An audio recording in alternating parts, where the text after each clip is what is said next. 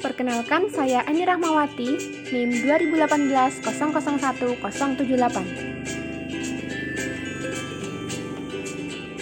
Salam dan bahagia. Hari ini kita akan belajar mengenai teks narasi cerita fantasi yang berada pada KD 3.3, 4.3, 3.4, dan 4.4. Untuk tujuan pembelajaran, diharapkan siswa dapat mencapai tujuan pembelajaran sebagai berikut.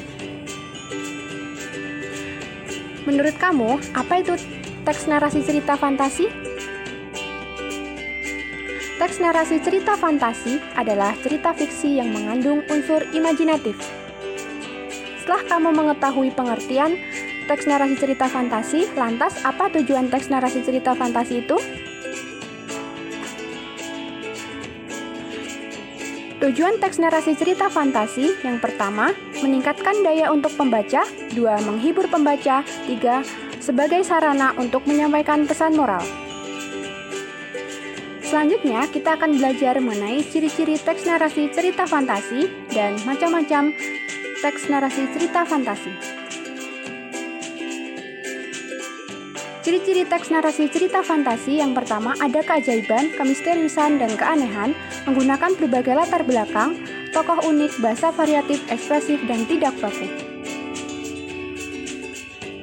Macam-macam teks narasi cerita fantasi berdasarkan kesesuaiannya dengan kehidupan nyata.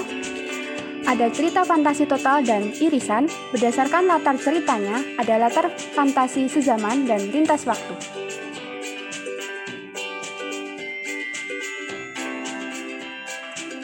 Selanjutnya, kita akan belajar mengenai struktur dan kaidah kebahasaan teks narasi cerita fantasi.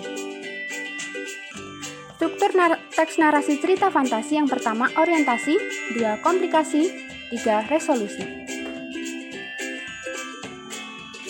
Kaidah kebahasaan teks narasi cerita fantasi menggunakan kata ganti dan nama orang, penggunaan kata yang mencerap panca indera, menggunakan pilihan kata dengan makna kias dan makna khusus.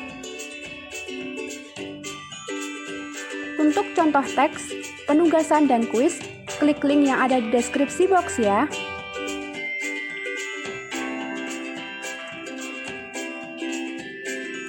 Yang terakhir, kesimpulan.